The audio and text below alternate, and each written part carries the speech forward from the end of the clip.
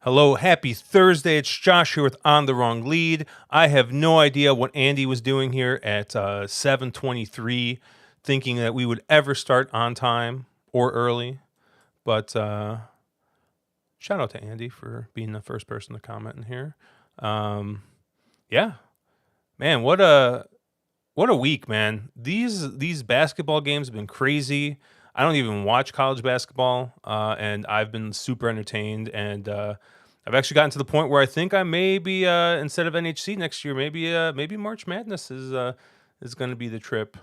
I mean, unfortunately, Caleb, I think you're going to be preoccupied with other things, but nerd over here. But yeah, maybe probably busy in a library somewhere, but I'll be having the game on my phones in the library on mute. But the games have been so good this year. I mean, even if I'm kind of like you, I don't watch it consistently throughout the year, but it's been a lot of fun, especially now that sports betting is more broadly legal. It's fun to put a few bucks on a game and kind of have a whole day worth of action. So it's been a great tournament. So yeah, I think it'd be awesome to be in Vegas for that. I'd like to make that happen. Did I tell you I realized I was accidentally in town for March Madness one year? No, you didn't. It was 2021, so it was 2 years ago. So it was the first year after COVID, and I remember because my wife and I wanted to go to this cocktail bar called Juniper Lounge at Park MGM that we love going to, and when my wife tried to make reservations, it was like $250 or $300 deposit you had to put down, and it was food and beverage credit. And now it's funny because it's just two of us, and it's for the whole day. So like it's two of us, and like these are like expensive cocktails, right? This is one of those cocktails, which kind of like the one in the Cosmo Chandelier Bar, right? Yeah. Where it's like $20 to $22 cocktails.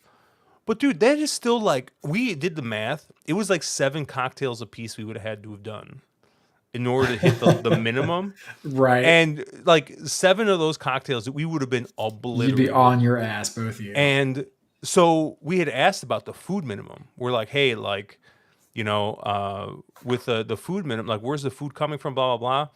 And then basically they said, like, they were like, oh, like, we're going to have like French fries and like small little snacks. I'm like, dude, like, no, like 7 cocktails and French fries, like we would die. Like someone would literally die. It would have been, it would have been, I don't know, there would have been something crazy. Like, I would have been like laying down to stretch my back out and just like passed out. Just like passed out at 7:30. Just passed out from stretching my back. I don't know. Mark, have you ever seen someone do that? Just like stretch out and just like pass out, like knock out for like 12 hours? For like 12 hours. I've never seen this happen. I've also never seen somebody have like 4 drinks at a table, get a steak, and then also forget how they got back to the room and pass out either. Neither of those. I blame the port. Happened. I think it was the glass of port. So it wasn't sherry? No, it wasn't sherry. It was just port. I distinctly remember I'm like, hey, asking the guy, hey, do you guys have port? And but yeah, oh God, this is the last possession. Oh no. My money line bet here. I'm getting real nervous. I hope we either miss or make a 3. Don't know overtime. Oh, you got the under or what? I got Kansas State plus 2.5.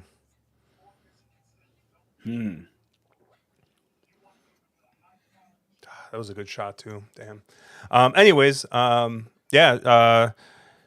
Mark, what did you do much betting last weekend on sports, or were you? No, skiing, weren't you? No sports stuff. I was skiing, a little bit of horses, but mainly skiing.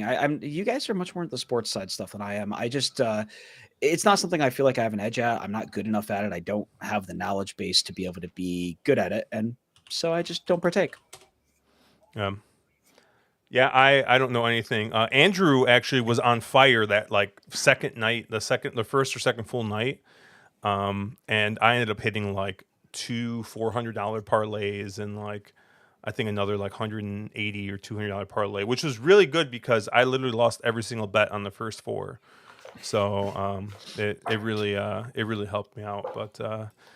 But yeah, that's enough. That's probably our enough sports here while we watch this last possession. Hopefully, I actually remember. I think I have like Kansas State -1. So basically, they got to win. Like if I push, I push, whatever. But I also have the money line on the plus. So we'll see what happens here. But we got a lot of really good racing this weekend. Mark, I know you're excited to talk about some international stuff, and we'll give you some time to talk about that. Not really my forte. Caleb, I mean, Caleb usually does pretty well overseas, but I'm more we of have a a lot. Europe and Middle East kind of Yeah, guy. I don't do as well in Saudi Arabia or Dubai. yeah. We have a lot of good. We have a lot of good domestic racing. I actually think the Jeff Ruby Stakes card looks pretty good. And what's kind of cool about that is they have um, they have like rolling pick fours. They have a bunch of pick fours like going. Oh my god,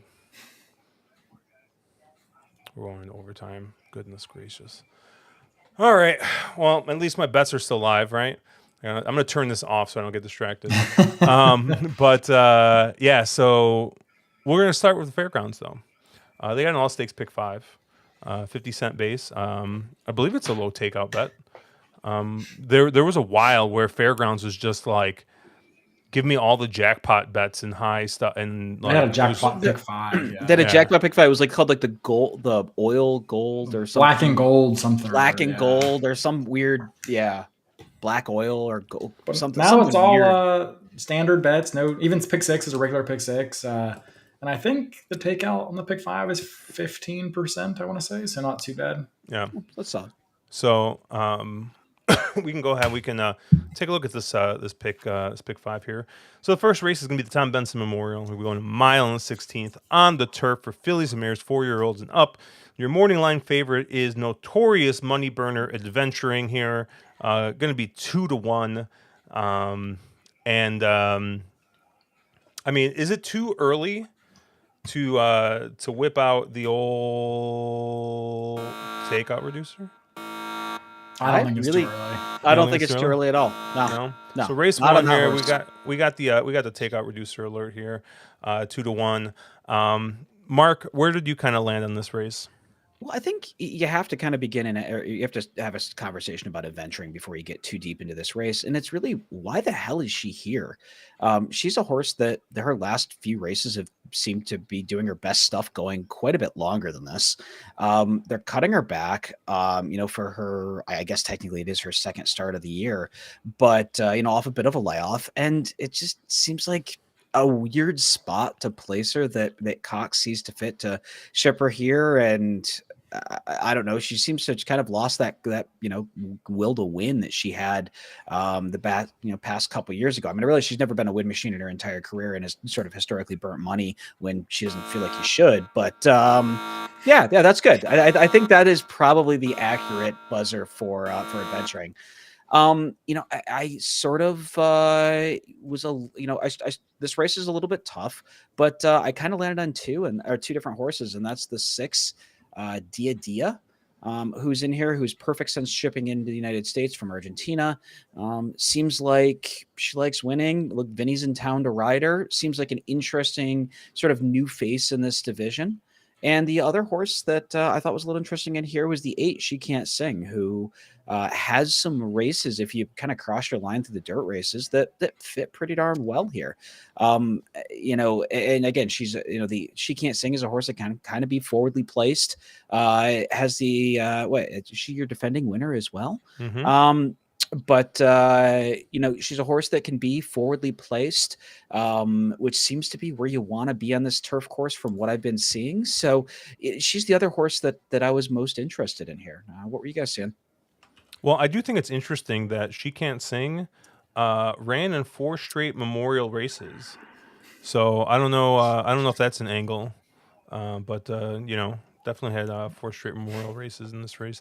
Yeah, I didn't know what to do with Dadia here. I have a hard time trusting some of those colonial figs. If you trust it, looks super good here on Briz. But both times seemed to not really get there wasn't really a ton of pace in front of her.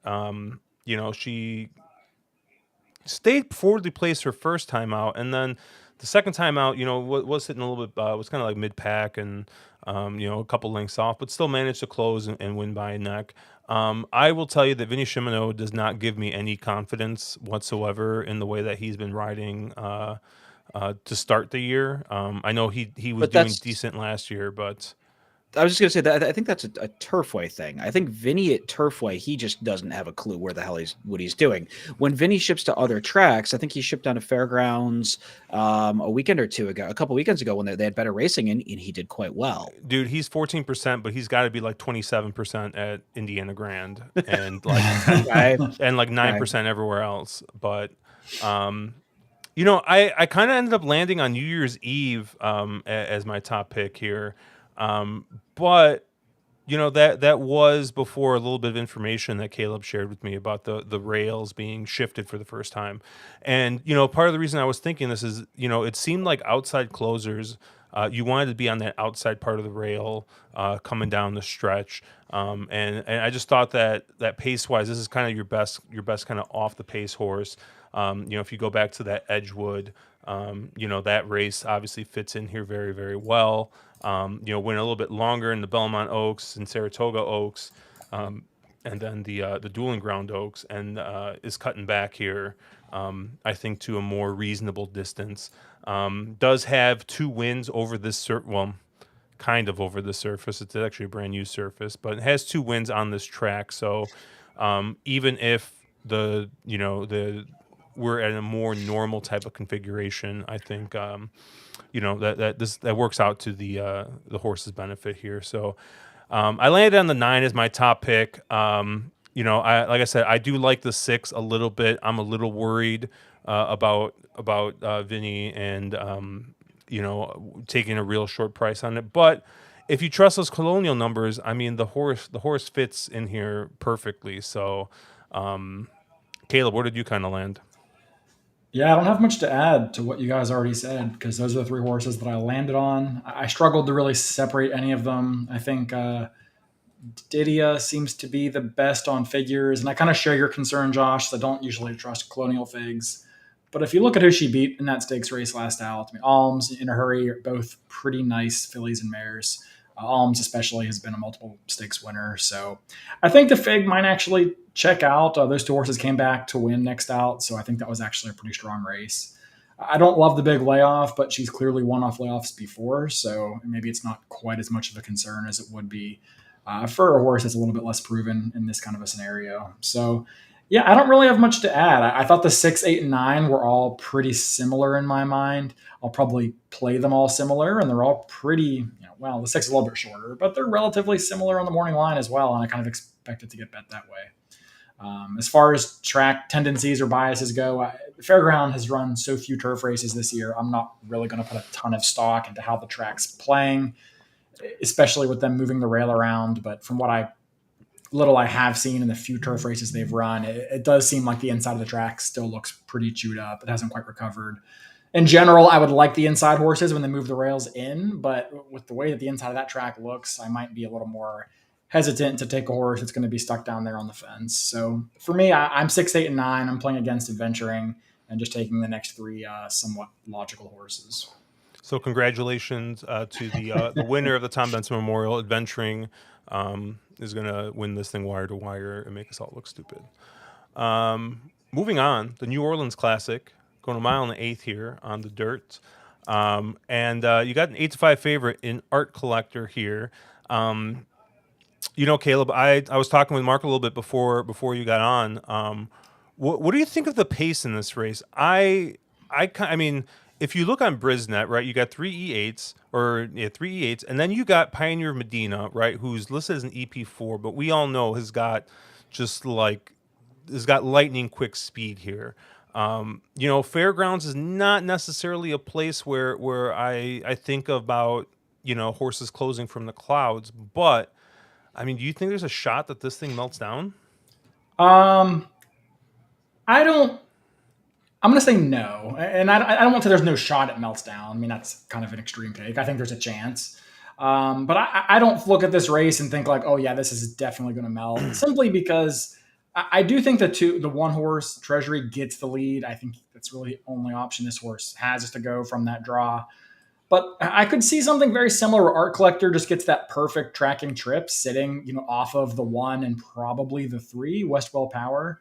I don't know how aggressive Flavian's going to get on this three, but it's not a horse that I'm really interested in. I think he's gotten away with a lot of slow paces in his last couple of races and has still struggled to finish some of those off. So he's not a horse that I'm interested in. But I could see him going up there with Treasury. And I think two horses go, and then Art Collector probably tucks in just behind. And I think a horse that probably sits that mid-pack trip is probably what I'd be looking for here. I don't think it absolutely falls apart and melts to the deep, deep, deep closers. I don't personally think Pioneer of Medina is going to be anywhere really near the lead. I think he takes up a position similar to his last race in the mine shaft, probably sitting fourth in this field. And yet those are kind of the positions I was looking for, which is kind of where I landed on was Pioneer of Medina as my top pick in here. I think he just hits a good trip.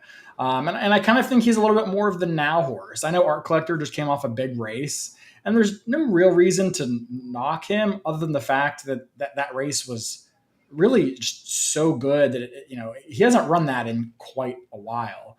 He had a decent race at Saratoga, over the summer, and prior to that, I mean, he looked to be really going off form.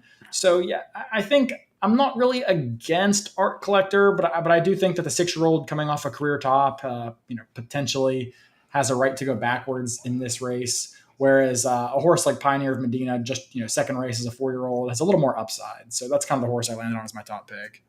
Yeah, I think to what Caleb said with Art Collector, you have to kind of scratch your head at where that last race came from. That is, I don't know, something like 14 points faster on time form than anything he ran last year.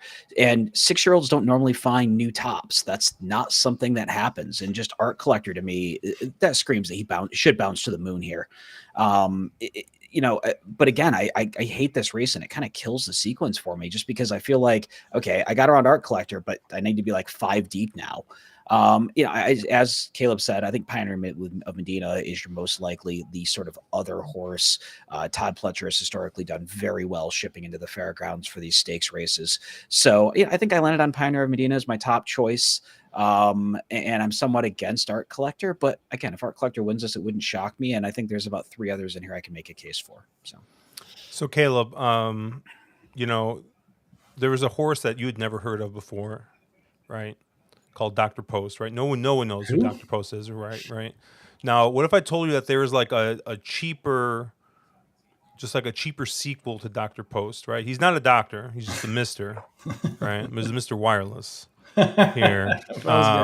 I'm basically with you guys. I think Pioneer Medina, even if this thing melts down, I think he's gonna sit the trip like that. I think you're gonna want to sit, right? Even if it doesn't matter what happens in front of him, he's gonna sit in 4th or 5th, 2 lengths off of it, and he's gonna get first run on everybody.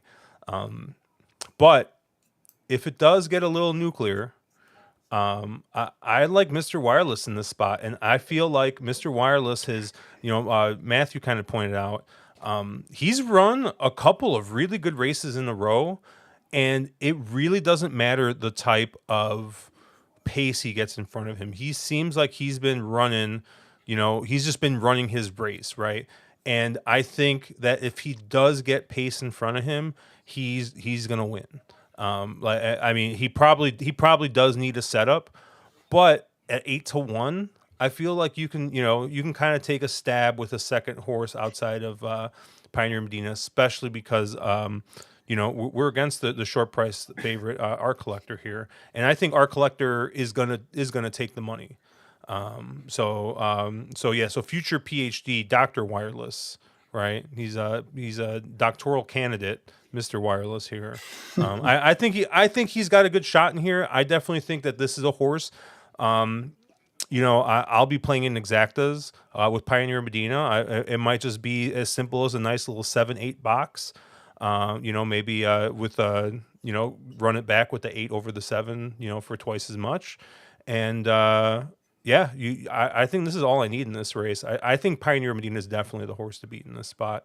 Mark, tell us about the 7 other Bs that you have in this race. No, I only really want to talk about one because you guys have kind of covered the others, and that's the one that PDT brings up, and that's Trafalgar, the 4. I am somewhat actually interested in this horse. I know he's talking about this horse underneath. I don't really know if you couldn't make a win candidate case for this horse. That last race is so they've been running this horse at much tougher company, and he's just absolutely run up the track. They dropped him down, gave him some class relief, and he won. And he won, and he gets claimed away into the Chris Hartman barn. The Hartman barn is absolutely on fire right now. They're hitting at 27% this meet. And Hartman's almost 30% off the claim and 37% up when he puts Mitch or 37% when he puts Mitch up. His Bet last Mitch race, get rich. Bet Mitch, get rich. This is the track where you do bet Mitch and you do, I don't know, get rich less slowly or something. I don't know. But no, I thought that last race, the figure that came back there across this surface is not crazy slow. I mean, it's slower than what some of the top horses are running in here, but the horse takes a little step forward. And if the Hartman barn move does that, the Trafalgar could be a massive player in here, especially if you think that they go stupid fast early. And which, Josh was making a case for this kind of melting down. It's going to set Trafalgar up, and we'll get to see if he's good enough. But I've seen much worse 30-1s in my day. Shout out to my wife, who one of her favorite characters in One Piece, the anime, is Trafalgar Law. So. Yeah, I agree with you guys. I think I probably agree a little more with Mike with PDT. That I think he's probably more of an underneath play, but at that price, I mean, I would never knock anyone for putting him on top, and unless he was not your shipper. Exactly. Okay. But yeah, the only other horse I want to touch on a little bit. The only 2 horses I'm using in this race on the top anyway is Pioneer of Medina, and then I'm going to go back to the well one more time on Happy American, the 6 horse, just simply because that last race just feels too bad to be real for me. I don't know what happened. I didn't see any obvious trouble from the race. He just really never got into the race. He never really seemed like himself. The race was not really dominated on the lead per se, so it isn't like he was against the flow of the race. I don't know what happened, but this is a horse that, up to that point has really liked the Fairgrounds circuit, has really liked this 2-turn trip he's been working. And you're getting all the same connections. He beat Mr. Wireless twice in a row and Forzadoro twice in a row in those prior 2 starts. So I'm going to forgive that last one. So I don't know what happened. Maybe he wasn't quite right. Took a bad step. I don't know. But his prior 2 races put him in here, and I think he'll be a good price off that kind of clunker last out. So he's the only other horse that I'd really consider after Pioneer of Medina. I was going to make a joke that no one beats Mr. Wireless 3 times in a row, but he did finish second 3 times. So no one beats Mr. Wireless 4 times in a row. So I guess, so my thing with Happy American, and I might need your help, Mark or Caleb, depending on what product you guys got up. That race 3 back, the Tenacious, what are the other products? Do other products look at that pretty favorably? I mean, Briz has got that as a really, really nice number, and then he's kind of regressed the next 2 out. Does that race 3 back, does that kind of put him in the mix here still? He kind of consistently runs that 110 time for him, and there's a number of horses in here that can run more like 120 time for him figs. So I haven't seen that race out of him that says he's that a win candidate here. But I don't hate Caleb's take. He does seem to be a horse that is kind of figuring it out in his sort of older age. He's gotten up. He's as a 5-year-old. He seems to be kind of putting it together a little better now than he did as a younger horse. So I don't hate the angle. It just I just don't see where he's fast enough ever. Yeah, the Briz 100 is probably more flattering to him than anything on time form. But on time form, he's not hopelessly slow either. He's kind of in the mix if a few others don't fire their A game. Yeah, But it was interesting because I was curious what Bayer did because that Louisiana was a second and a tenth slower than the Tenacious, but it's a grade 3, so that means Bayer's probably going to boost the race up by like 7 points or something because that's what Bayer does. he got a 96 in that. They actually gave the Louisiana, his next race, a higher figure as a Yeah, because it's a 98. grade 3. That's the only fucking reason. And because Bayer, that's why class doesn't matter because fucking Bayer bakes in. And God. time form gave him a 110 and a 111. So, I mean, I think both time form and Bayer agree that they were roughly the same race. I think the outlier here is Briz, who's saying that Tenacious was a much better race than the Louisiana. Ryan saying happy Thursday night. Happy Thursday, Ryan. Thanks for joining us here. Yeah, I don't know, man. That Bayer fake number, man. I don't know. But congratulations once again to the winner of the New Orleans Classic, Art Collector. So he will, I'm sure, is going to boom all of us. And the best part is like I can't wait to see which bomb Caleb has in this sequence that comes in, and he loses because he didn't have Art Collector somewhere. We're adventuring at 9 to 5. Dude, if you didn't have adventuring wins, this thing's not paying anything. Yeah, if adventuring wins, I just lose, right? I don't like adventuring. If Art Collector loses or wins, and I have bombs that come in elsewhere, Then that's the Caleb. one where it's like, yeah, like I probably should use that. Yeah. Race 10 here, the Muniz Memorial, going a mile and an eighth here, presented by our friends at horseracingNation.com. Yeah, we got a $300,000 race here, 4-year-olds and up, going a mile and an eighth. Your 5-2 favorite is the well-traveled Atone, winner of the the Pegasus World Cup Turf Invitational. But you got some nice horses in this race, presented by Tiz the Bomb. That's a good one. Shout out to Ed DeRosa. Gentlemen, I do have to announce that I am officially off Tiz the Bomb. Tiz the Bomb is not going to be on my tickets in this spot. So we can bet Tiz the Bomb again. If anyone wants to jump on, now's the time because I am off. Instead, I'm going to be going back to my old standby here. My top pick in this race is 2 Emmys. James Graham, Hugh Robertson, winner of the Mr. D in 2021. Yes, Mark, I'm still going to talk about the Starbucks. Won this race last year and seems to really, really like Fairgrounds. 4-4-1 in 11 starts. And one obviously I think it's just called the Fairground Stakes a couple of weeks back, and is just firing right back. And I'm just gonna keep rolling with this horse. Was able to wire when I don't really think that wiring has been something that was being done on that turf course at the time. But I definitely think that this is the horse to beat here. I know Atone's coming in with some nice form, obviously winning that big race. But I'm gonna stay with the local horse here. 2 Emmys is my top pick. I do have another A, which is a horse near and dear to Caleb's heart. I believe this is one of those horses that Caleb was never on the right side of. And that's the 5 There's a Spooky list Channel. of those, though. There's a That's not very There is a descriptive. list, yeah, but they're retiring by the. I just got to outlast them. Yeah, but I like Spooky Channel here in this spot. I think Spooky Channel is a little bit better going longer, but does have 2 wins in 1 second going this distance here. Got 1 win in 2 tries here at Fairgrounds, and I believe when this horse won in 2021 at Keeneland, I think this ended up being Jason Barkley's first graded stakes winner, if I remember correctly. Won the Dilberto Memorial here, going a mile and 16th earlier in December. Went to Sam Houston, soft course, and just kind of didn't really fire. Brisnet gave it a good number, but Brisnet just, you can't trust the turf figs after going over like a mile and the eighth on the turf. They just get really kind of wonky. but yeah, this horse has run some pretty decent races going a distance.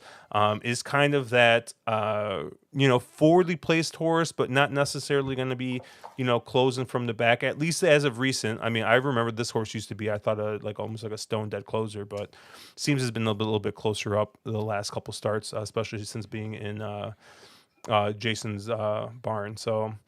So yeah, I'm gonna give Spooky Channel another look here. Like I said, got a win over the distance. Has got a really good turf jock aboard, and I think Joel's really gonna try this day. So we're gonna hope that good Joel shows up for here. But 2M's my top pick in the spot. Kansas State, baby, let's go. I was waiting for you to see that. Yeah, I was waiting for it. Just what the doctor ordered. Oh man, I'm in a great mood now. Mark, where did you kind of land here? Yeah, so Josh has talked about a couple of the major players in here. I'll let Caleb finish up on some of the others. I imagine Caleb's going to talk about a tone a little bit, but I ended up on the 3 here, Gentle Soul, who is a horse that finished second to 2 Emmys in the Fairgrounds, which is one of the major preps for this. And there should be quite a bit more pace pressure in this, in this as opposed to the Fairgrounds. So. I think it'll set up a little bit different. He can probably turn the tables on 2 Emmys. He is your horse for course, 3 of 5 lifetime across the surface, and 3 of his 5 lifetime wins have come across this turf course. So, I do really like Gentle Soul here. He is also your quintessential every other type, and this is the every, with the last being the other, as opposed to 2 Emmys, who's also an every other type, and the every was the last race. So, I really did I did like Gentle Soul here quite a lot, and I think of the 4 or 5 major players, you're probably going to get the best price on Gentle Soul. So yeah, top pick for me. And I'll let Caleb round out with the Caleb horses. Yeah, there are no Caleb horses in this race. I mean, not Caleb horses in the sense of like long shots I'd like to make a case for, because I think this race looks very chalky, but it's unfortunate because I don't think I can just like single the favorite and move on. It's like one of my least favorite betting races, even though it's like it's a good race. My opinions are just not such that I feel like I can do much interesting in this spot. I probably think a Tone's your likeliest winner. I think he's the classiest horse in the field. I think he's got a very, rateable run style. He can go to the lead, but he's probably a little better just, sitting just off. He's coming off a 2-race win streak, including that nice Grade 1 win in the Pegasus last out. And I think he sort of seems like he's the best horse in this field. I mean, he's fine on figures. He's very versatile. Seems to have been working quite well. So he's my top pick in here. I look at a horse like 2 Emmys, and really hard to be against that horse. The horse loves Fairgrounds, loves to win. Only questions there is horse had everything his own way in that last race, up front on a relatively slow pace, unchallenged. But, he wins by 4.5. He won like he was supposed to with that trip. So it's hard to really knock him for that performance. Spooky Channel, same concern as Josh. This might be a little on the sharp side for him. But he's a horse that also probably sits that similar trip to a Tone, sitting just off. But he could go with 2 Emmys. And if he does, that opens this race up quite a bit more. And then the other horse I looked at was Mark's horse, Gentle Soul. So I kind of think one of those 4 are your winner. I'm going to use a Tone most heavily. But I do think that, unfortunately, for lacking any real opinion, I can't really narrow this down beyond the top 4. Yeah, I had a similar problem with this entire sequence, and where it felt like I was 3 or 4 deep in every race, and I couldn't really make a single case. And then the 3 or 4 that I was liking were like the top 3 or 4 choices. So it was a struggle in this entire sequence. I know we have our pre-production stuff, and I was kind of bitching about the fact that like it's a really good sequence. There's some really good races in it, but I didn't feel like it was an amazingly good betting sequence as opposed to other things. So yeah, I had a similar take to you, Caleb. It's like, okay, there's 3 or 4 likelies here. I think one of them wins, but how do I bet it? I have no idea. This is probably, and I didn't talk about a Tone in this spot, but this is probably the race where I might just end up using the 3 short prices. I think that they're all super logical. They all make a lot of sense.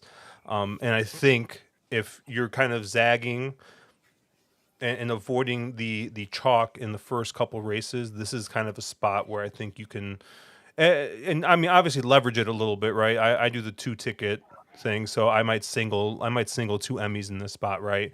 And have another ticket with both the Tone, Spooky Channel, and 2 Emmys on it. But yeah, because I don't like the favorites in the first two, this is probably a place where I will actually.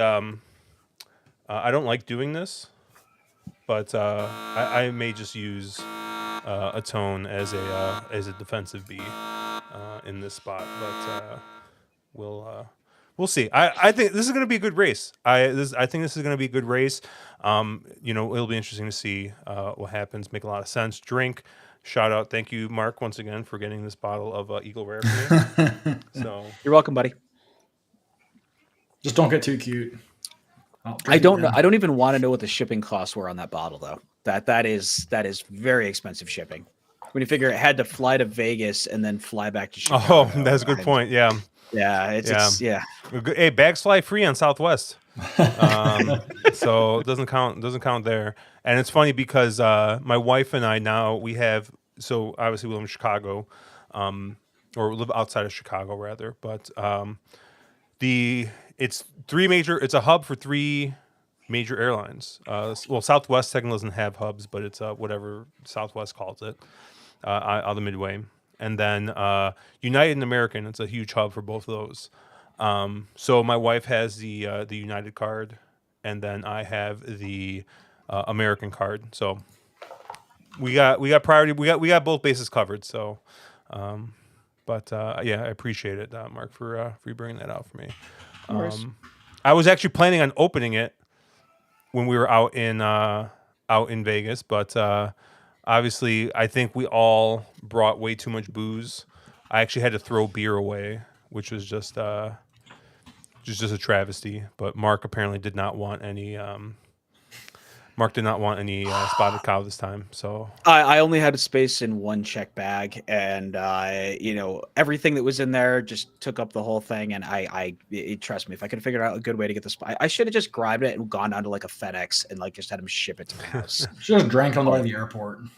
Well, I brought a 12 pack. It's heavy though. It's heavy. I brought a 12 pack, and I drank like 5 of them the last day in the morning, and then I just got tired of carrying around. I didn't want to bring them all the way to Bally's, so I was just like, I just fucking left, threw them in the garbage. But yeah, I drank half of them at least, right? But it's unfortunate what happened. Fairground Oaks, and sorry if I think my video might be messed up a little bit here, but we'll see if it fixes itself. Fairground Oaks here, going 1 16th on the dirt for fillies 3 years old, and your favorite here is Pretty Mischievous. You got the Alice look here for Brad Cox at 2-1, and you got Who's Your Philly at 2-1. Really surprising that this race came up so, I guess so weak. Well, I don't know if weak's the right word, but I mean 5 horses. You would think that there'd be a couple more horses taking a stab here, especially because historically. This is, I believe, correct me if I'm wrong, Mark, but this has been the most productive prep for the Kentucky Oaks. Yeah, you want those horses that go Rachel Alexandra and then go into this race, and that has been the path to go Kentucky Oaks, much more so than on the boys' side. That's been the path. So yeah, no, I agreed with you. I thought it did come up a little light, but I think Andy's making a really good point, which is exactly where I was going. The 3-year-old fillies look soft this year. I don't know if the colts are better. I still haven't seen those performances that I want to see, but I think that at least if they're not prodigally talented on the Colts side, they're at least deep. The field's deeper. It does not feel like the fillies are deeper, or we haven't seen that filly yet. Yeah, I mean, I kind of think we were talking about this before, Mark. Who's your filly in here?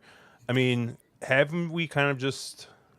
I think she's been exposed at this point. Yeah, haven't we seen enough here? Like, yeah, I think I have. I think she, that Rags to Riches was just a soft field, and I think the Goldenrod was also a pretty soft field. And I think at this point you've seen when she comes up against a little bit tough. That Rachel Alexandra was a fine race, but she was supposed to get it done in that spot at a very short price.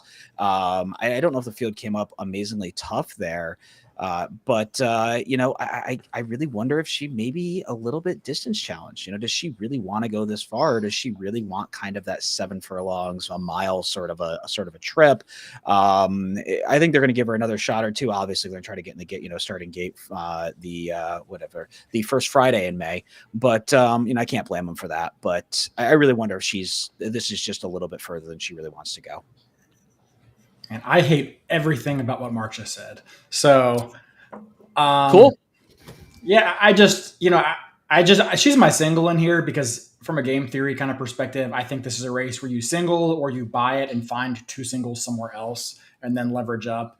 If you're going to use the 3 and the 4 or the 3 and the 1 and the 2, or I think you're just wasting money in a 5-horse field with 3 very short prices. For me, between the 3, the 4, and the 5, I'm giving Hoosier Philly one more shot. I don't know how you can really knock the field she beat in the Goldenrod when it was pretty much the same field that she's facing today, including your morning line favorite, Pretty Mischievous.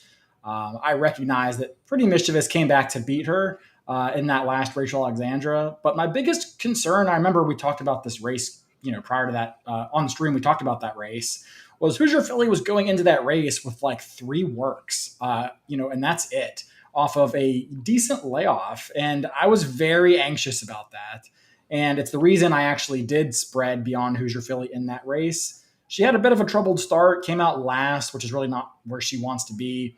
Couldn't make up a ton of ground. And I just think she looked like a filly that needed a race. She was not as sharp. She came out of the gate sluggishly, and she just didn't seem to be as fit as we've grown accustomed to seeing her. Now, the question that you ask is was she just a very precocious 2-year-old that hasn't stepped forward at 3? Have other horses improved more? And yeah, that's possible. But I'm willing to give her one more shot based on the body of work she did as a 2-year-old. She clearly has shown no distance issues whatsoever when she crushed fields twice, going a mile and a 16th at Churchill. And it's not like she ran super poorly last out. I think she was just a little bit flat. So for me, I'm giving her one more chance because I think that she just needed that last race. And to be honest, I don't really think the other horses in here are any kind of monsters. There's no horse in here that I'm like, oh yeah, Malafat or anybody else. I just don't see it. So for me, I'm going to give Hoosier Philly one more shot. There's an E8 in this race.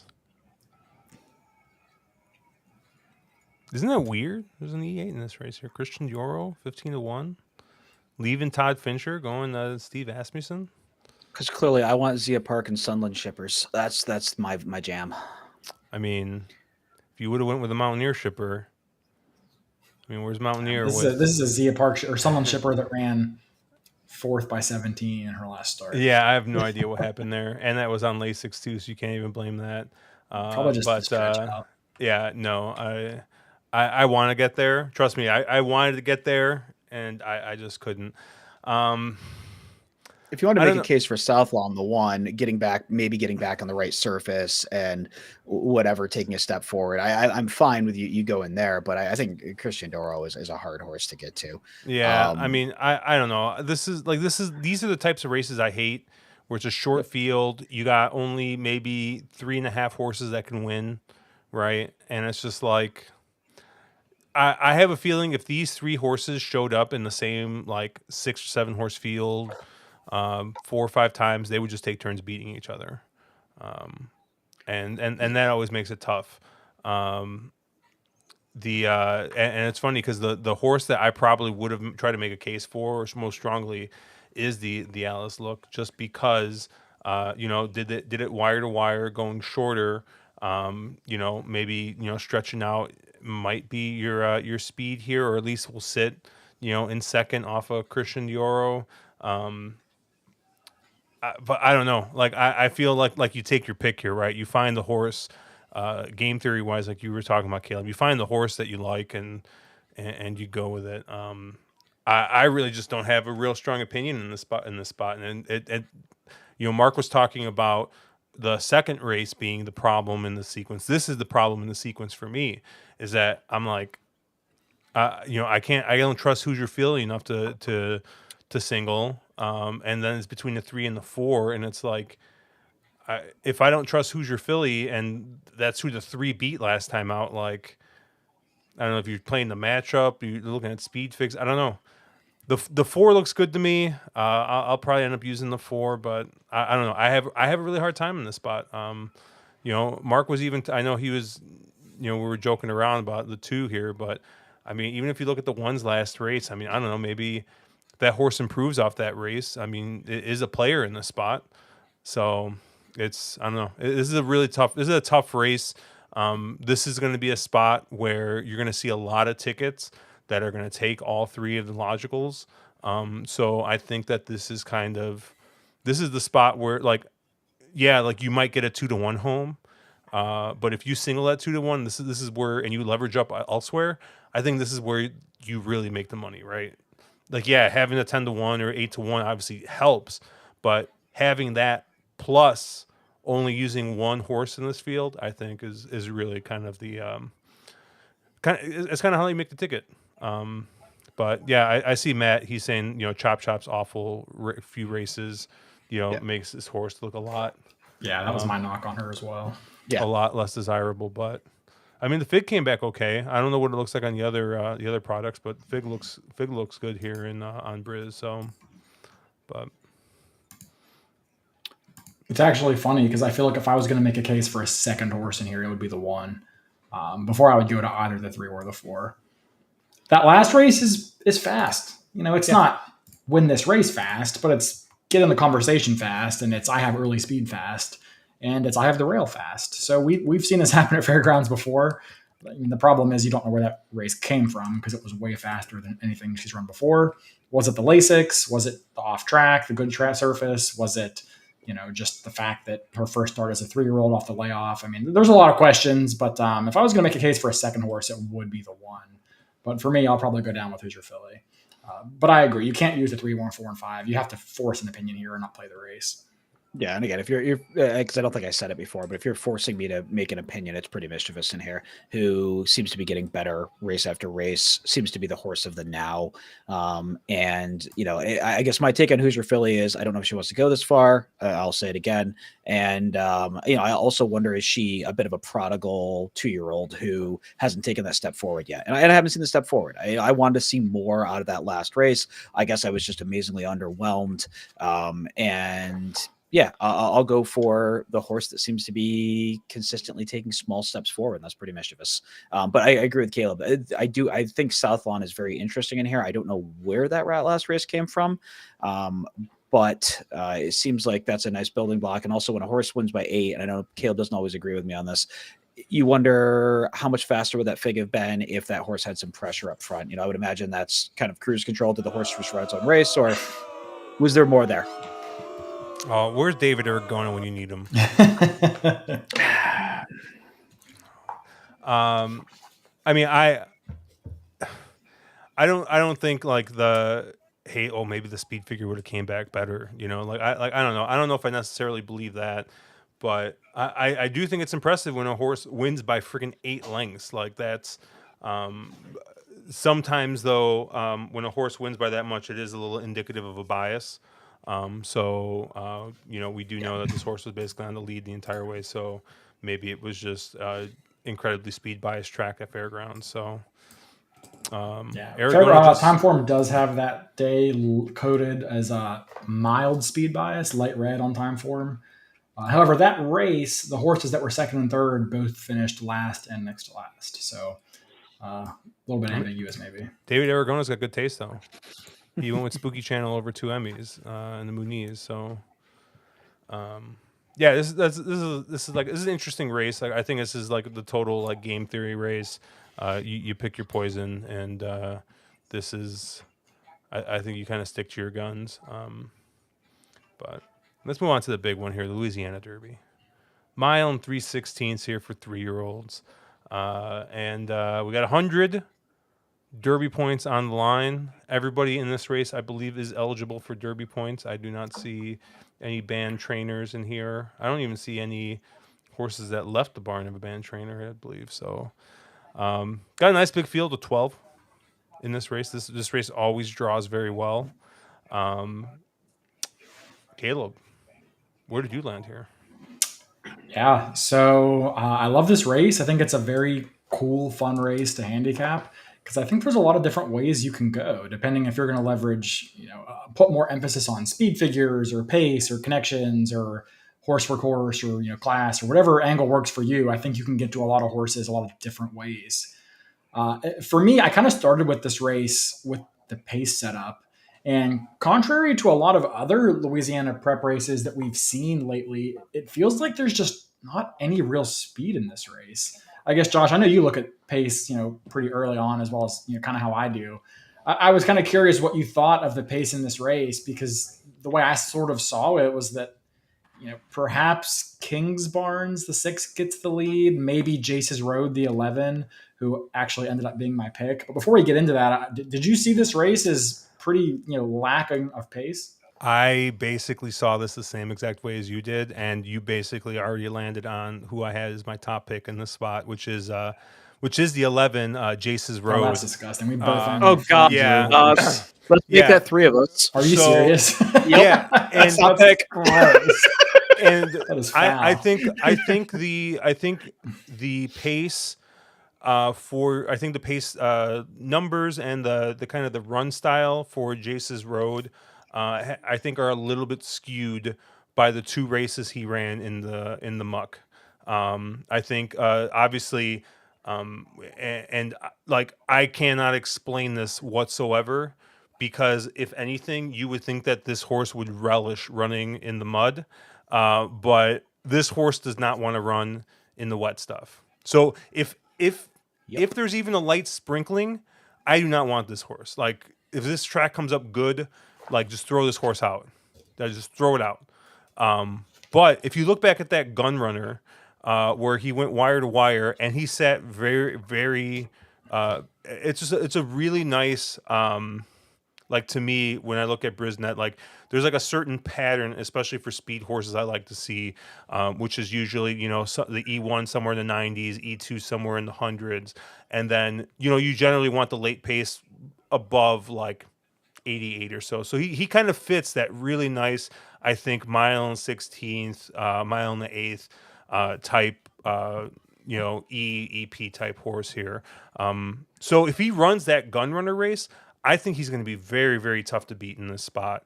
Are you going to get 12-1? I don't know. Apparently not if all of us are. But on. yeah, All 3 for of us all on are the same it? horse. No. But I really just think, I mean, you just cross out these mud races, right? And all of a sudden, this horse, I mean, you look at that and you're like, yeah, why not this horse, right? So I kind of saw the same way as you. I think Jace's Road is the pace in this race. You could maybe make a case for like maybe a horse like a Dennington or maybe Doesn't Kingsbarn end up on the lead here? The 6.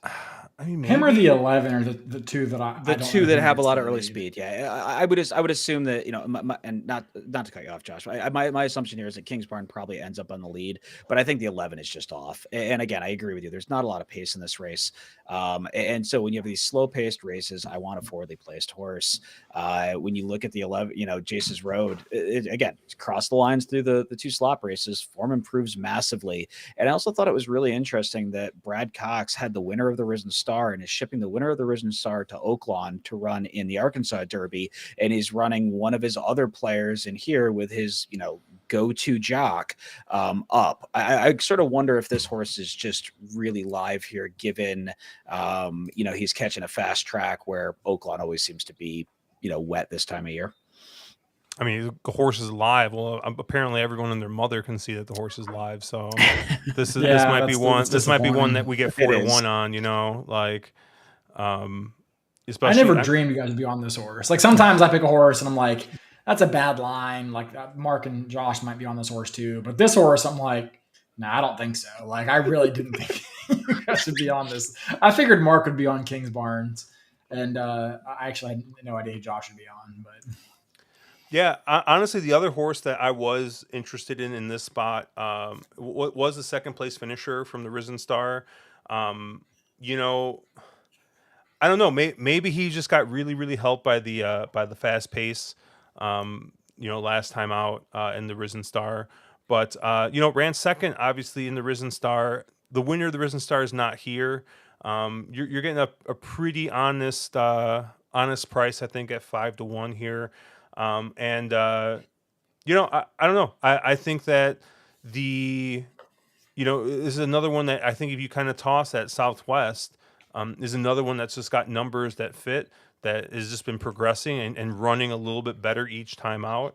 I don't know. I thought that this was a good spot for Sun Thunder with Angel of Empire not being here, and Two Phil's not being here. So I don't know. I thought that Sun Thunder is getting a little bit of a softer field here. So I thought he kind of made a little bit of sense here as kind of maybe a B type. And then it's just like, what do you do with instant coffee, right? One the Lecomte, and then just didn't run in the Risen Star. So I don't know if this is just, Brad's like, whatever, like we'll just come back and win the Louisiana Derby with this one.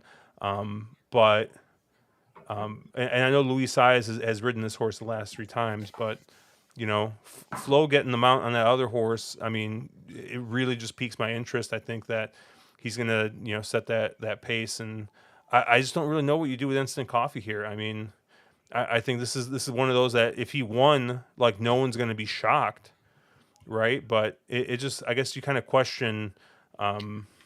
What's up with this horse, because it seems like they've been really, really patient with it. So either the horse has got maybe like a minor, just a little like nagging problem, can't run, every 4 weeks, or maybe Brad just thinks he's got a really, really good one here and he's just saving it. I don't know. What did you guys kind of think, Mark? I think there's a right price for instant coffee. Can he win? Of course he can win. I wouldn't be on him at 2-1. I think there is a right price, and I just there's some head scratchingness here as well. It's nice to see Louis come in to I'm assuming to pick this mount up, and obviously Louis has the best jockey problem ever, where he's got about 3 really live potential Derby mounts already. So yeah, I mean can instant coffee win? Sure. Am I going to be interested in him at 2-1 given this field? No. And I guess Josh, I know you made a case for Sun Thunder, the 4. What sort of price do you think you get on that horse? Because again, that's another horse where I'm like, okay, there is a right price on this horse. I just don't necessarily know if it's what morning line is. I mean, 5-1 on that horse. I think I would rather take a shot on a fresher face or a little bit more of an outsider than 5-1. I don't know. I honestly, I think instant coffee is going to be the overwhelming favorite in this spot. And I mean, the fact that we're all on this 11 horse, I mean, that horse is going to be 4-1. Yeah. So he's probably going to be second or third choice. I don't know. I think Sun Thunder ends up your third or fourth choice. I don't think 5-1 range though. Yeah, I think he probably sits around morning line. I mean, there's a big enough field, I think, and I think instant coffee is going to take enough money that you're going to be able to find value, I think, in those middle prices. But yeah, what do you think, Caleb? Yeah, I mean, I'm approaching this more from like a pick 5 perspective. So I don't care as much what price instant coffee goes off as much as like, or Sun Thunder goes off at comparatively, as much as I do sort of what order they are in the betting sequence. I mean, Sun Thunder, I don't think he'll be any better than third pick in here. I think King's Barn is probably the one horse that is 6-1 in the morning line. I don't think he'll get anywhere near that. I think he's like 30-1 in the Derby futures, something like that, and he has 0 Derby points right now. So this is the horse that I think gets absolutely pounded, Tappet Trice-esque at the windows. Now, he won't be your favorite over instant coffee, I don't think, but I think he'll be a clear second choice with then maybe 3 or 4 horses that are going to kind of get sandwiched in that 9-2 to 8-1 range. Yeah, I totally agree with Matthew. I couldn't agree with Matt more. Takes a ton of money here. So, and I do think that most of your figures guys are going to take both of the horses coming out of the allowance race that came back super fast. Cagliostro and then Dennington, both exiting the same allowance race, and that race came back really fast on paper. I don't know if I totally believe it, especially in the case of Dennington, who it isn't like he's exactly a lightly raced horse. Only one horse has run back from that race, and he did regress, but it's tough to say that it's a bad fig just off of one run back. But it does feel very fast for an allowance race. All that being said, the only other, I am going to use instant coffee. I'm not against this horse. I don't really care what price he goes off at. I think his figures are perhaps a little bit deflated given the slow paces he had 2 back in the Kentucky Jockey Club. But I thought his Lecomte was very impressive. I mean, he beat Two Phils, who we know is a decent horse. He beat Confidence Game, who went on to win the Rebel with a 117 time form figure, which is very impressive. And there was some other really good horses in that race, and he beat them like they were tied down. So, given some of the chalk I'm tossing early in the co-chalk or second or third choice, whatever you call it, that I'm singling in the Phillies race, I don't mind using Instant Coffee +1 here with Jace Road. Those are the only two horses I'm going to have. You know who I really wish was in this race? Somebody by Larry Valley. Yes. Dude, I think Two Phils in this race would have been great. I mean, I think he chose wrong. I mean, I think he would have easily finished at least second in this race, and he would have been, I think, controlling speed in here. So yeah, maybe he thought that he had a better shot, getting points in at Turfway, but I'm not necessarily sold on his all weather pedigree. But who am I to question the king of Arlington? So Of where? the king of the Starbucks off of Cool. what street is that? I forgot the name of the street. Mark, were any other horses in here you want to talk about? No, I think you guys hit them all. I was going to talk about Dennington and Cligostro, and again, not knowing what to make of those races, but I think Caleb covered that really well. The speed handicappers, exactly, Caleb, right there. If you look up speed handicapper in the dictionary, you see a picture of Mark sitting there with in a Lambo with a White Claw and a Slayer hat. I try to make a case for a Cligostro in here, but I tend to believe that the figure is just very bad in that last race, so I tend to throw Cligostro and Dennington, which is the opposite of what a speed handicapper should do. So I fucked that up. Yeah. Well, spoiler alert, Matthew DeSantis saying that Two Phils is winning the Jeff Ruby stake. Mark, as I'm going to let you go ahead and explain who I picked in this race. Yeah, so when I handicapped this race, I was kind of flipping through and taking a look, and I was like, oh hey, look, Larry Ravelli's got a horse in here. And then I saw him, and it's a speed horse. I know who Josh is going to pick. So, this is going to be the lock of the century, and we're going to get to watch a very upset Josh when, Two Phils is just not that good and changing surfaces and, all the other question marks. So, Josh, wax poetically about Two Phils. I got no other besides that. I saw Ravelli and speed, and I just knew you'd be all about it. Dude, I just already mentioned it before. I really would have loved to see him run in the Louisiana Derby. I think he would have been in the shot there. I think he might have had, I don't know. It's hard for me to say that he would have had a better shot in that race. I think I would have gotten a better price on him running back in the Louisiana Derby. He's 7-2 on the morning line here. He's my top pick from kind of a speeds figure standpoint. I think a run style standpoint, but I mean, I don't know. I'm not entirely sold on him as an all weather type horse. What were you going to say, Mark? I was going to say that's my big question here. Why is he here?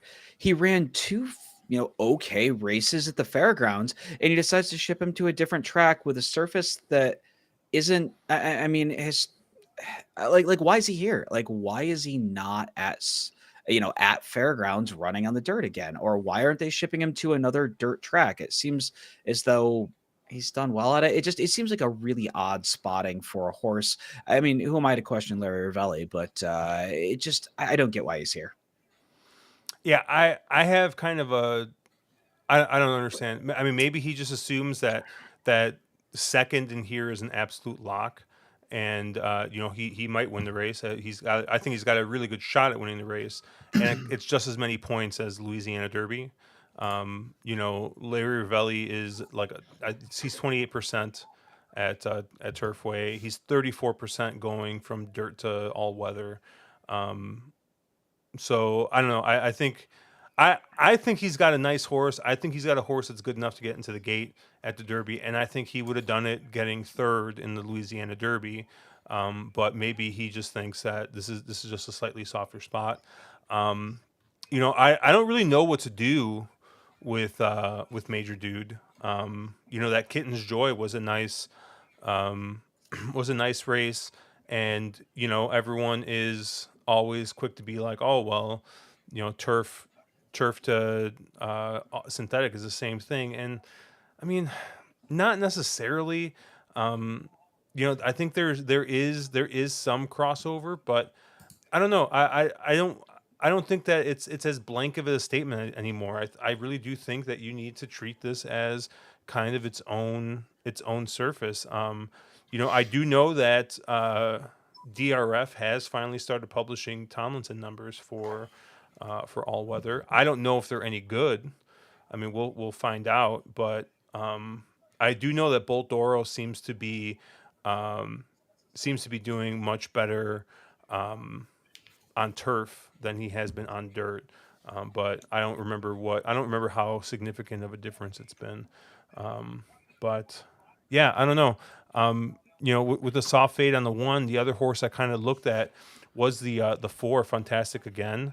I thought this is a horse that's got two starts here at Turfway with two wins with Corrales aboard, and they're two very, very convincing wins. Is stretching out a little bit, by a more than ready sire here, Fantastic.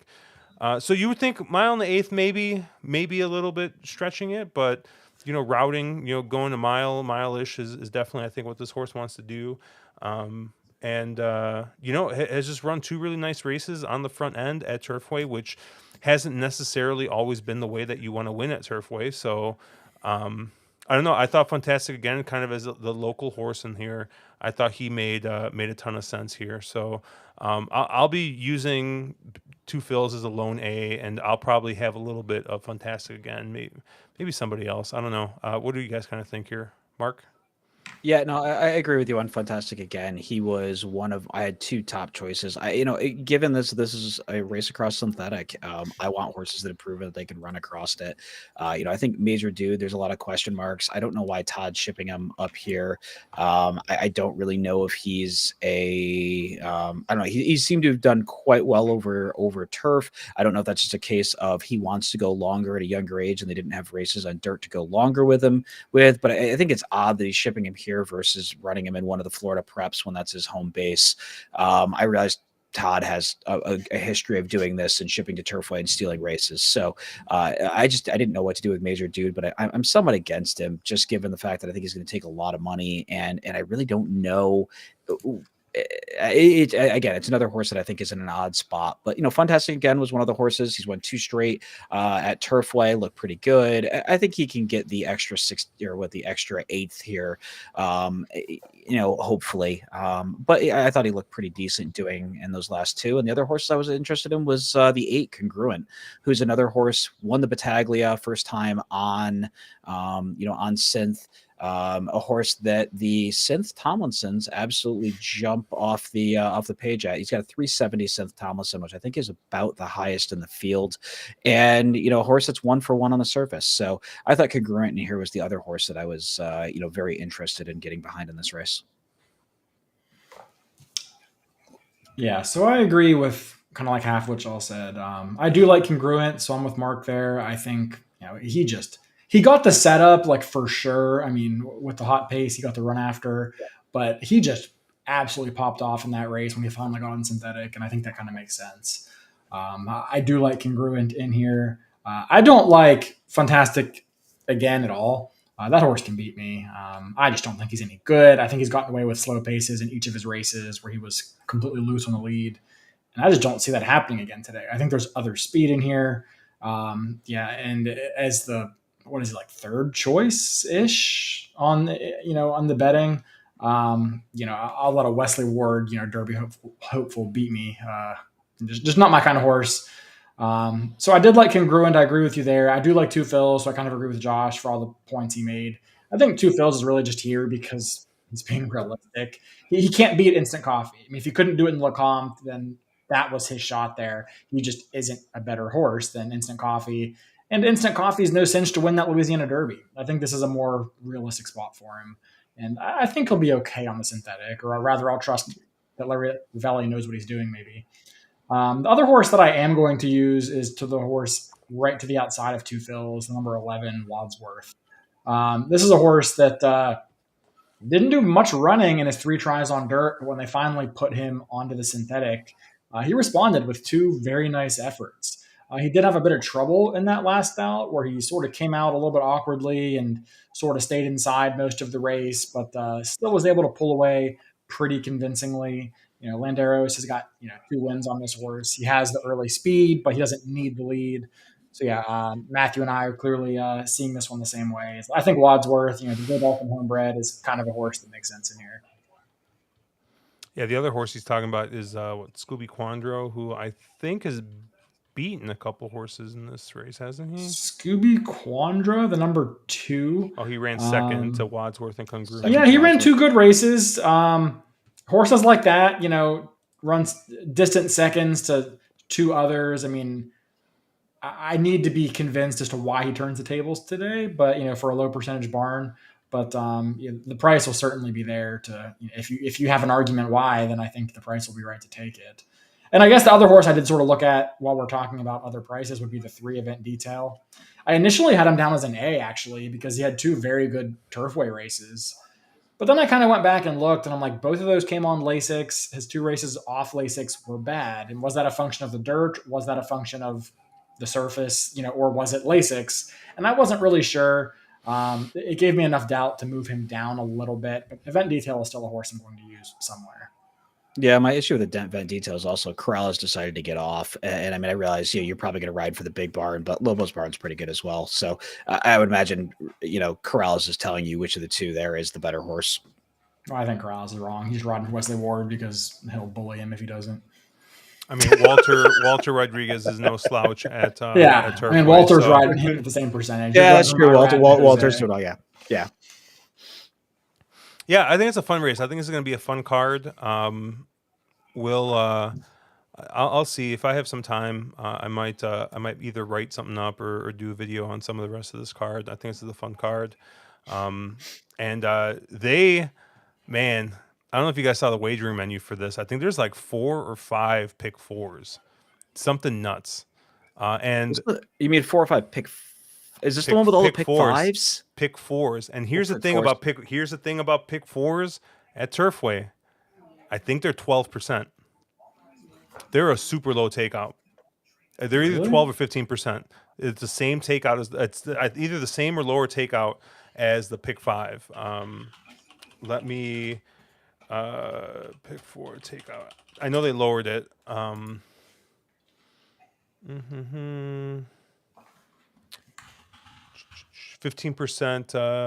I think they're both 15%.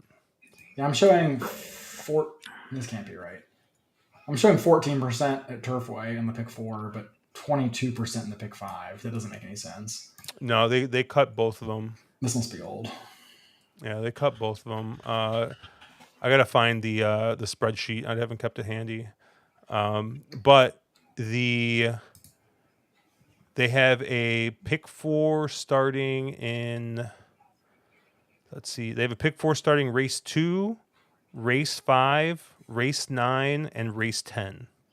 So they got 4 pick 4s. They got 3 pick 5s starting race 1, race 4, and race 8. So, you horizontal players, it's a good spot. And I just wish they were running at night.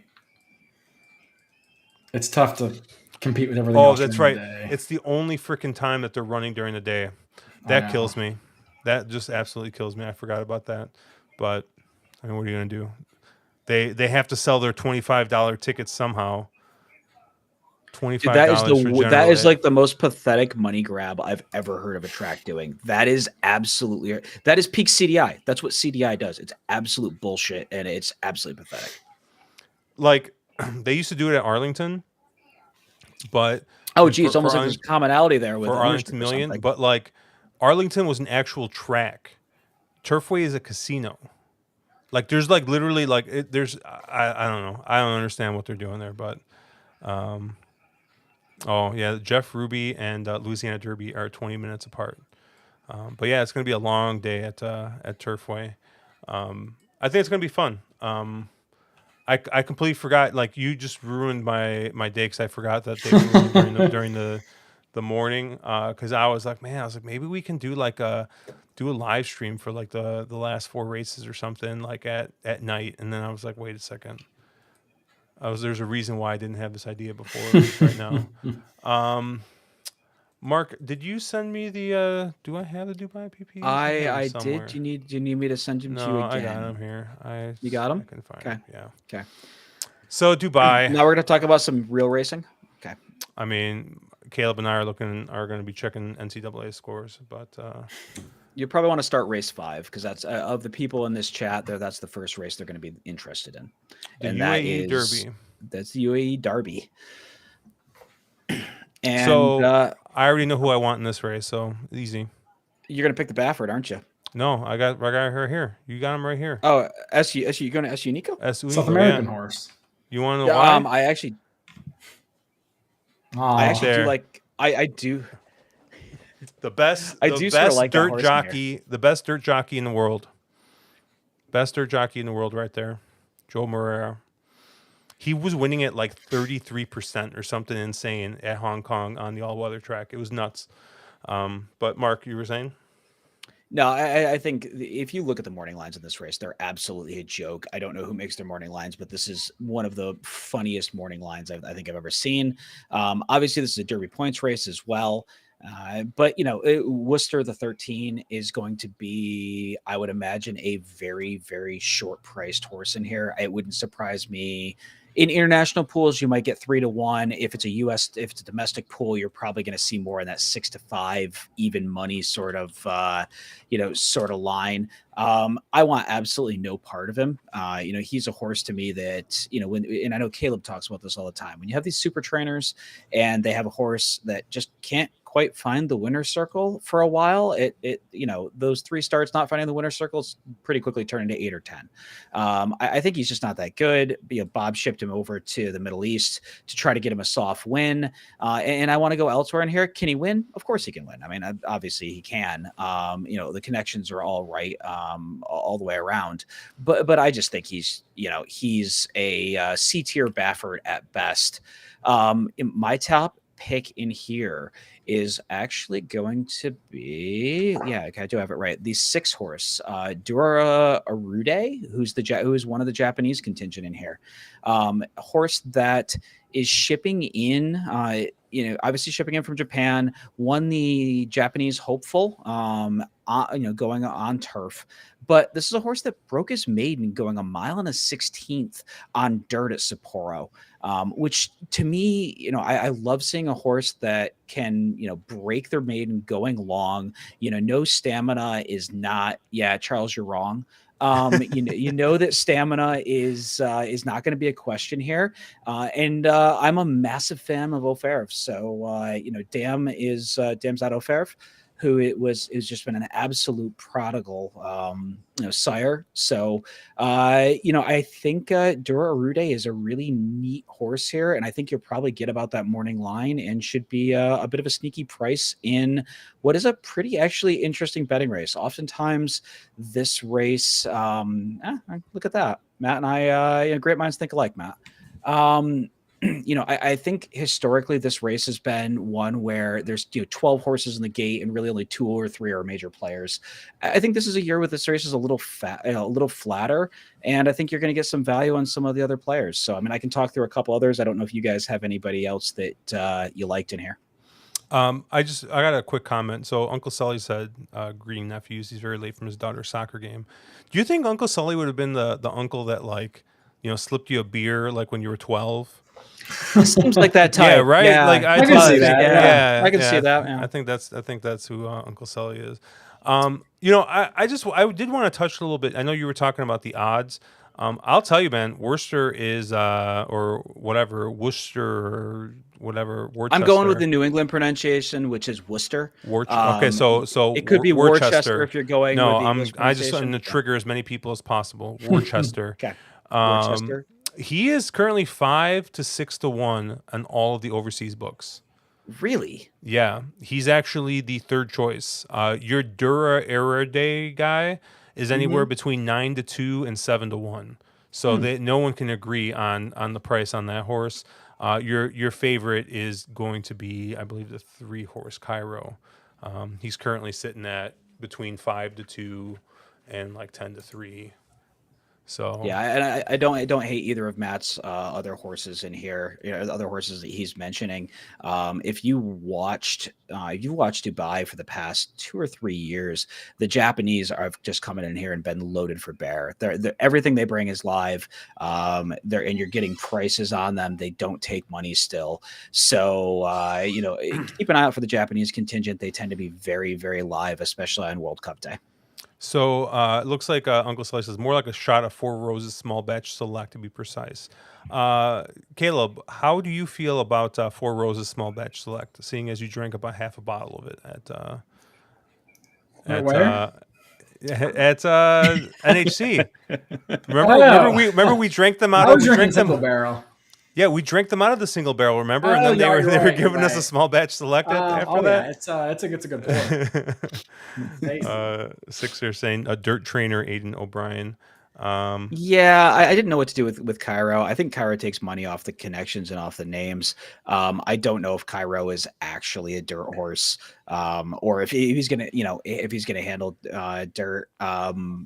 Pedigree, I don't know. I mean, obviously, Quality Road can run on anything. Galileo's can kind of run on anything. Maybe he handles the dirt. He's definitely a talented horse. I just thought there were other more interesting ways to go, and I think Cairo probably they're taking their the Magniers are taking their one shot to see if he's a dirt horse and get the points to get him in, and he'll probably spend the rest of his career run on the green stuff. So there was a little dirt horse that I lost a lot of money on. It's trained by Aiden O'Brien.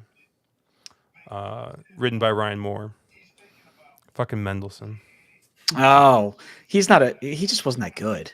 That was the Mendelssohn problem. Man, there were those two races. There were those two races at the end of his 3-year-old where he ran. Isn't really this good like races. One of us chasing a -5 figure for 5 years or something? Isn't that sort of the same line? That doesn't sound right. Yeah, it doesn't check out. I don't know, Caleb. Did you look at this race at all? I mean, I glanced at it. I don't really get that involved with the Dubai races. I feel like the track rarely plays fairly, so it's not a fun track for me to play when I don't know a lot of the run styles. But for this race, I mean, I think the horse, as Mark mentioned, makes sense. The horse I kind of liked was Derma Sotogake. I don't know the number because I have an older form that before they drew. Yeah, the 5-horse here for The Chris. 5, yeah. Yeah. Proven over the dirt. I do agree with Mark's sentiment that Japan is loaded this year, and they're just like baseball. I think they're coming for us. So I think that they probably win this race, but they got about 5 horses, and probably 4 of them have a good shot. This is the one that arguably the pedigree suggests shorter might be better, but does have 2 wins at a mile and an eighth. Has beaten a couple of today's rivals, and then ran third in that Saudi Derby where it was pretty much dominated up front by Commissioner King and having a meltdown. Nobody was able to close, and I thought that he ran an okay race to get up for third there. So to me, that's maybe one of the horses that I would kind of give it a look to, but no strong opinions in here for me. I forgot that Mind Your Biscuits ended up in Japan.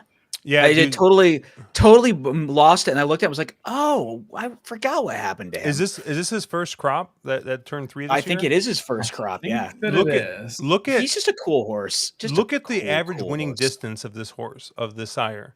Do you see this, Caleb? 7.8 for a freshman sire is insane. Because they run all those shorter sprint races. So the fact that he's won routing like so soon is actually pretty freaking incredible. But once again, we're talking about Japan, right? And what does Japan have in spades? Distance, pedigree.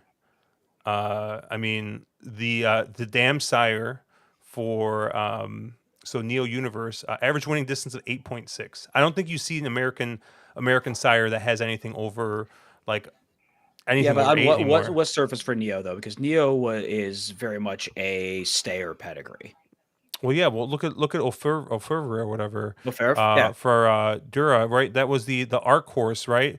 From the Mm-hmm.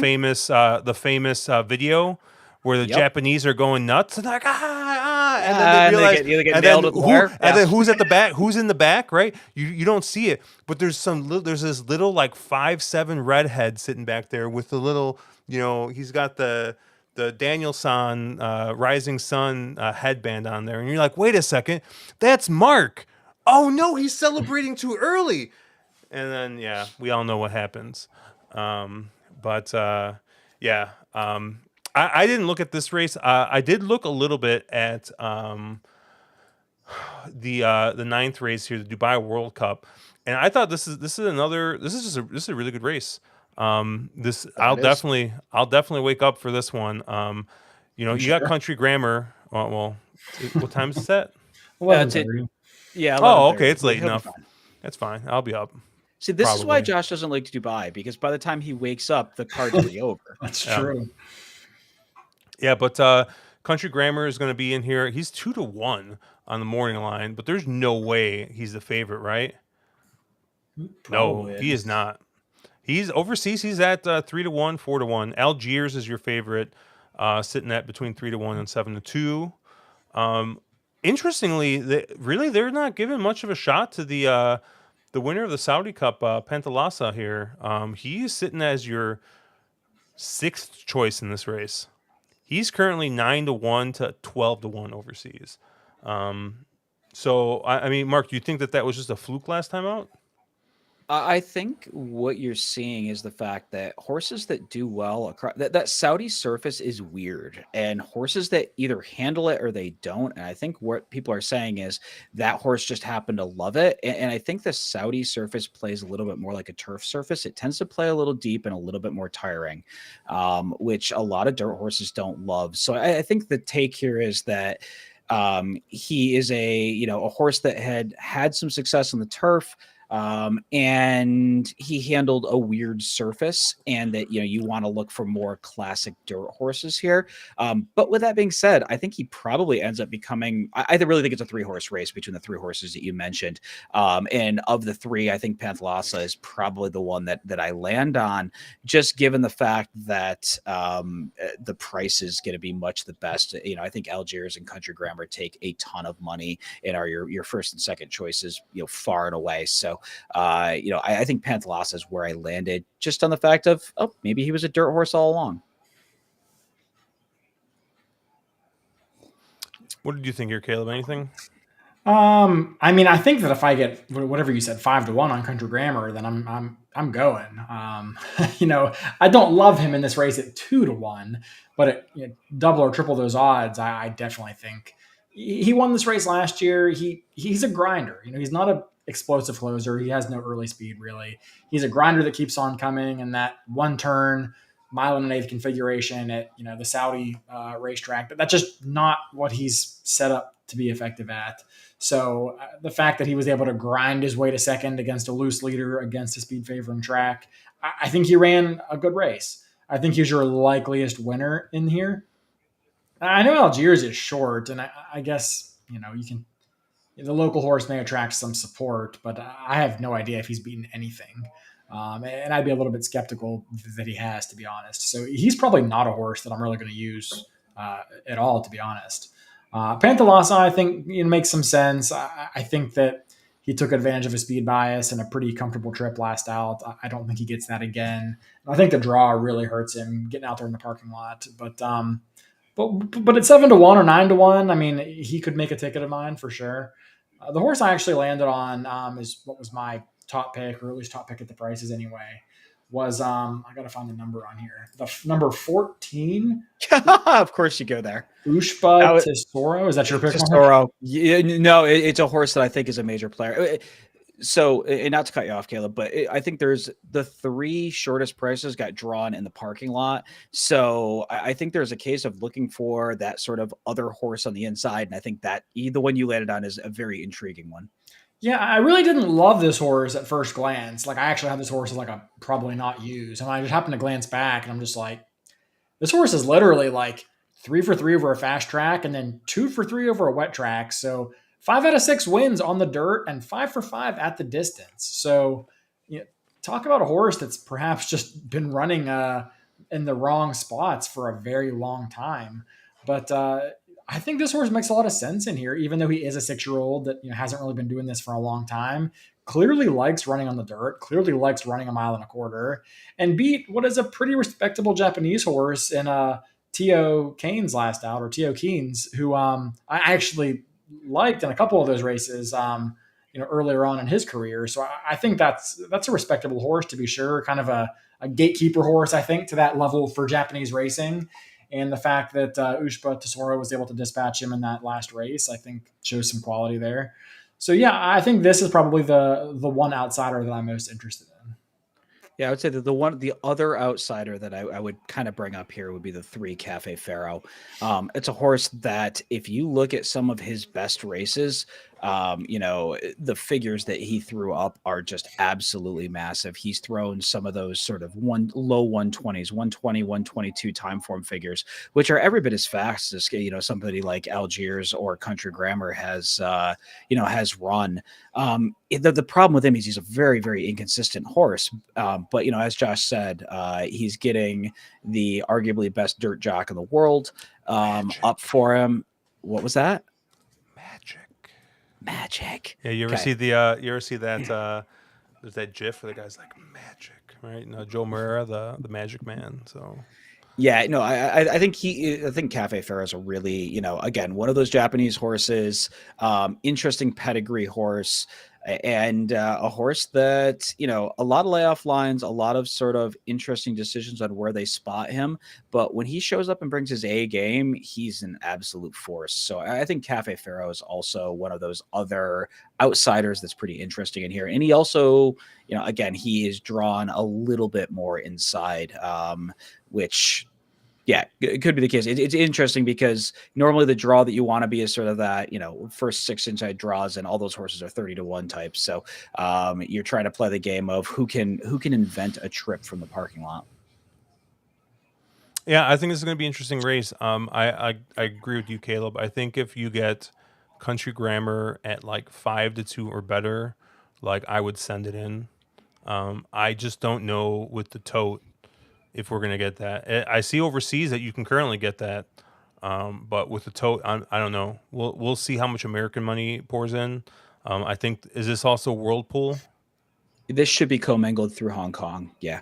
Okay, because if it is, then maybe you see the Japanese horses taking a little bit more money. But yeah, I think Country Grammar is. I think he's your most likely winner in this spot. But I think you need it like somewhere in that 5-2 range in order to send it in on him. But I don't really know too much about Algiers. Looks like the local horse here, but and it seems like the local horses tend to show up in these bigger races. Was it last year the Golden Shaheen, I think, was won by a local horse at a big price? Yep. So yeah, that's definitely one to check out. I agree with you. I think Cafe Pharaoh is definitely makes a lot of sense. Would be one I would use definitely in like Quinellas or Exactas, depending on what they have. But there's just a bunch of different ways I think you can go here.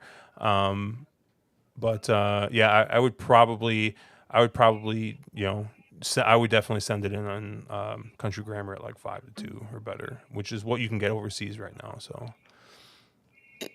Anything else on the Dubai card, Mark? Any other spot plays or any other like prices that you really like in this card? Yeah, no, I think the race right before the Shima Classic, you're getting Rebels Romance at 6-1 on the morning line. Rebels Romance has won 5 in a row, is perfect at the distance. And on time form, Rebels Romance absolutely towers over this field. So I think if you get anywhere near that sort of a morning line spot, Rebels Romance is just an absolutely an extremely interesting play in there. And I think that that's another race where there's a couple of interesting horses, and then everybody else is sort of an outsider. I apologize. The numbers are sort of out of sequence.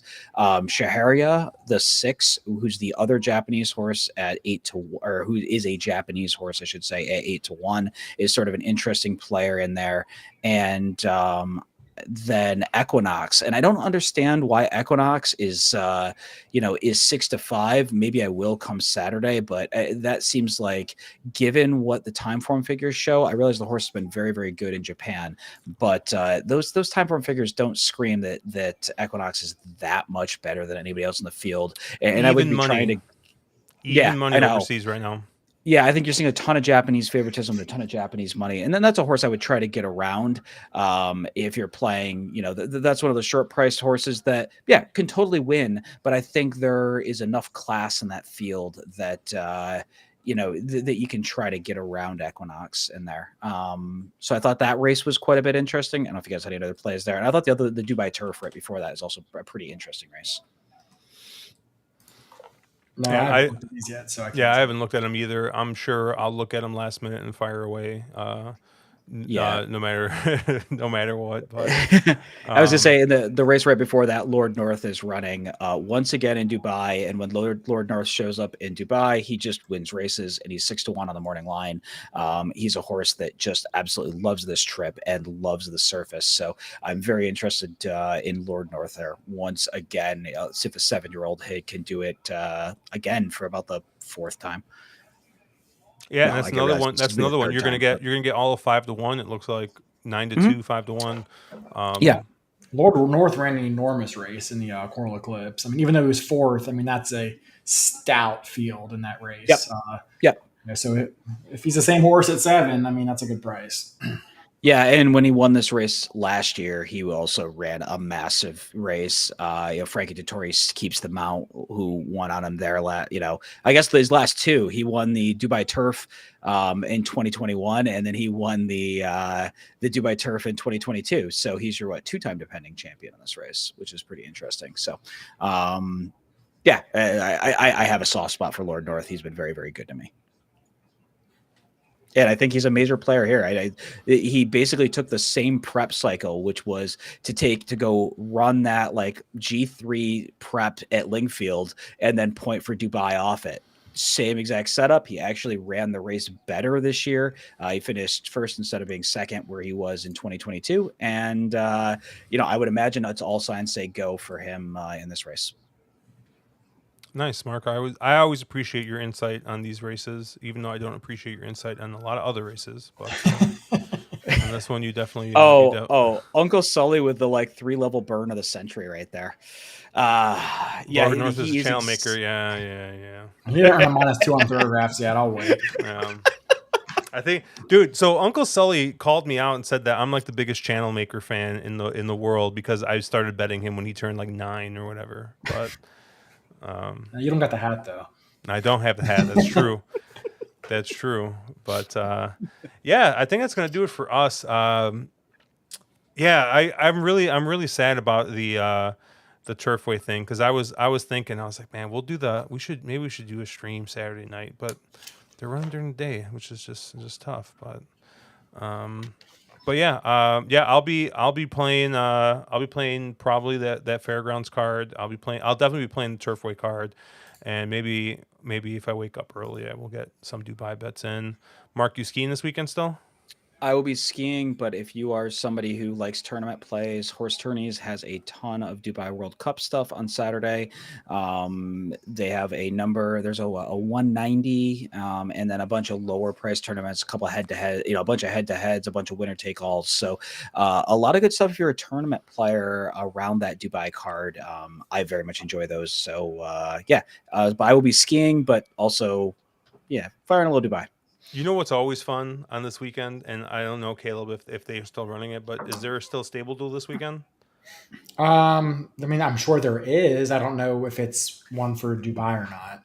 Do you remember? Don't you remember? Was it last year? Dubai was just like nuts because like they were just a bunch. There was a bunch of upsets, so like the Yeah, scores like weren't Yeah. super high. they did Like Ascot before, I know as well, and like yeah, if you had like 150, you were in good shape.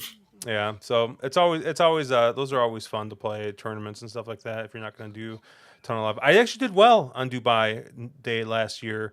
Um, there was a couple of big prices. I think Mark and I know Mark had one. I think I had one. And And one of those big prices is back this year, and that would be Switzerland. He is running as a 9-year-old once again. I didn't have Switzerland. I had someone Oh, you else. didn't? And then I was Oh, like, wow, I've bet Switzerland like a ton of freaking times. And of course, he shows up at Dubai randomly. But yeah, I'll be probably sitting around the tourneys and stuff, and as usual, be in the Discord and things like that. Caleb, you betting this weekend? Yep, I'll be betting. Probably some fairgrounds. Turfway has a really deep stacked, difficult Turfway esque card, but I'll probably get involved there. And then Dubai World Cup. I mean, I'll probably poke around a little bit. I don't really go after that as much as some of the other guys maybe, but no, but it's early in the morning. We're drinking my coffee. I mean, I'll get involved a little bit. Cool. All right. Well, that's going to do it for us. Check us out at ontherwronglead.com, at wrong_lead. I think my compatriot Andrew Champagne and I will be recording something this weekend. We just both had super busy weeks, so we had to push back a little bit. So drinking champagne will be a little bit late this week, but we'll get something up this weekend, and then yeah, we'll catch you guys later if I can find the video. There it is.